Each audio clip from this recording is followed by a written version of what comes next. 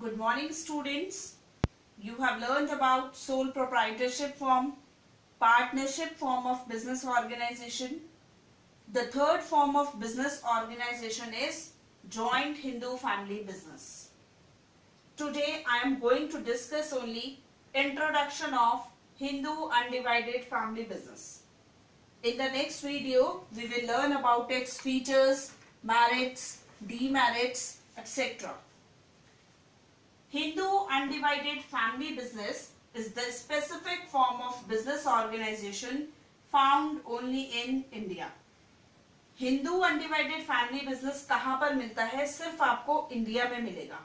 क्यों मिलता है सिर्फ इंडिया में? मोस्टली इंडिया में देखा जाता है क्योंकि यहाँ पर हिंदू फैमिलीज जो हैं वो बहुत ज्यादा हैं, राइट? तो हिंदू फैमिली ज्यादा होने की वजह से आपको हिंदू अनडिवाइडेड फैमिली बिजनेस यहीं पर देखने को मिलेगा, जहां पर आपको कभी आपने ऐसा देखा होगा, आपसे जो बड़े हैं, आप पहले से ही कोई बिजनेस चलता आ रहा है, उनके जो बच्चे होते हैं वो भी उसी बिजनेस को कैरी फॉरवर्ड करते हैं, वही उस बिजनेस को आगे तक रन करते हैं. तो ऐसी बिजनेसेस को हम क्या बोलते हैं? हिंदू अनडिवाइडेड फैमिली बिजनेस बोलते हैं. ठीक है. It is one of the oldest form of business organisation in the country.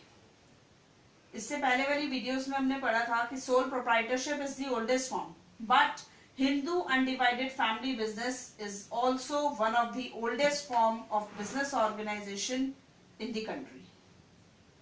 It refers to the form of business organization wherein the business is carried, owned by the members of Hindu undivided family business. ठीक है. Hindu undivided family को short form में HUF भी लिखते हैं. ऐसी business organisation जिसको carry कौन करता है, कौन चलाता है? Carried and owned. जो इसके मेंबर्स होते हैं, जो ओनर होते हैं, वो कौन होते हैं? मेंबर्स ही होते हैं. कहाँ के मेंबर्स होते हैं? आपकी अपनी फैमिली के मेंबर्स. मींस जो आपकी फैमिली है, जिस फैमिली में नेक्स्ट 3 जनरेशंस होती हैं, मींस आपके ग्रैंडफादर्स हो गए, ग्रैंडमदर हो गए, देन आपके फादर मदर हो गए, देन ब्रदर सिस्टर्स हो गए. ठीक है. तो ऐसी फैमिली जहां पर क्या होती है, हिंदू की ऐसी फैमिली जहां पर नेक्स्ट 3 जनरेशंस होती हैं, वहां पर ये बिजनेस कैरी फॉरवर्ड होता है. ठीक है. वो लोग इस बिजनेस को रन कर सकते हैं. It is govern by the Hindu law. यहाँ पर कुछ लॉज लगते हैं, कुछ रूल्स, कुछ रेगुलेशंस होते हैं जिसको फॉलो करना पड़ता है. ठीक है. Then it is govern by only Hindu law. जैसे पार्टनरशिप एक्ट में कौन सा था? पार्टनरशिप एक्ट 1932 गवर्न होता था वहां पर. ऐसी आपकी हिंदू अनडिवाइडेड फैमिली बिजनेस में कौन सा लॉ चलता है? हिंदू लॉ चलता है, right? The basis of membership in the business is by birth in the particular family and the 3 successive generations can be the members in the business.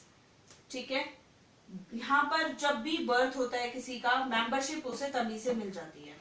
ठीक है. Suppose family में अगर 5 मेंबर्स हैं और 6th मेंबर ने birth लिया है, तो वो 6th मेंबर भी क्या होगा? उस हिंदू अनडिवाइडेड फैमिली बिजनेस में हेल्प कर सकता है. इसमें कोई मैटर नहीं है कि माइनर है या मेजर है. ठीक है. जैसे आपने पार्टनरशिप फर्म में क्या पढ़ा था? माइनर एज अ पार्टनर पढ़ा था. But Hindu undivided family business में जैसे ही कोई बर्थ लेता है तो वो उसमें इन्वॉल्व हो सकता है. ठीक है. उसकी मेंबरशिप वहीं से स्टार्ट हो जाती है. आगे वीडियोस में हम डिस्कस करेंगे कि इसमें क्या रूल्स हैं, फीमेल मेंबर्स इसमें आ सकते हैं कि नहीं आ सकते, मेल मेंबर्स, कौन कौन से मेल मेंबर्स इसमें ऐड होते हैं, या फीमेल मेंबर्स इसमें इन्वॉल्व होगी या नहीं होगी, या कौन कौन सी ऐसी जगह है जहां पर फीमेल मेंबर्स को भी हिंदू अनडिवाइडेड फैमिली बिजनेस का पार्ट माना जाता है, right? The business is controlled by the head of the family who is known as karta. Who is karta? Karta is the eldest member who has the complete control over the business, right? And the other members of the family known as co-partners. All members have equal ownership right over the property of an ancestor. जितने भी आपकी family business में जितने भी आपके members होते हैं, सबके पास एक प्रॉपर राइट होता है.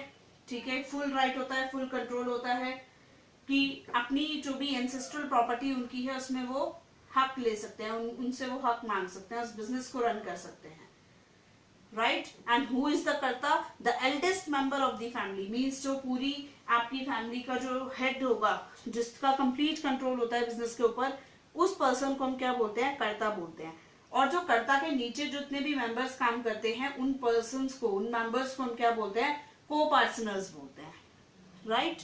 तो it is clear from that कि हु इज कर्ता एंड हु इज को पार्टनर्स. ठीक है. ओके.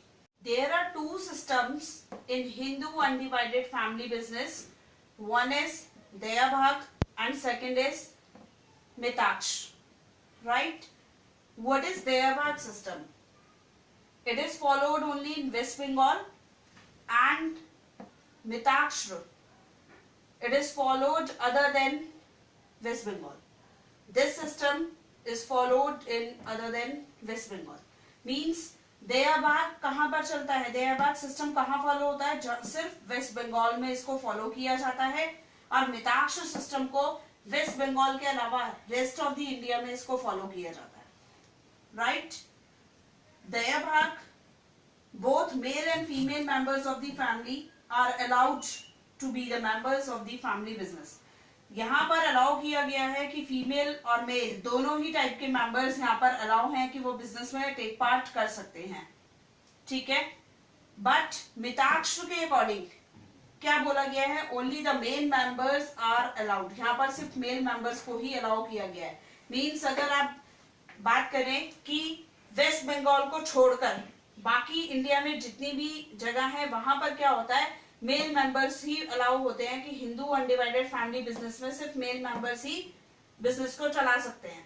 बट वेस्ट बंगाल में क्या होता है कि फीमेल मेंबर्स और मेल दोनों ही अपने हिंदू अनडिवाइडेड फैमिली बिजनेस को कंट्रोल कर सकते हैं, दोनों ही उस बिजनेस को चला सकते हैं.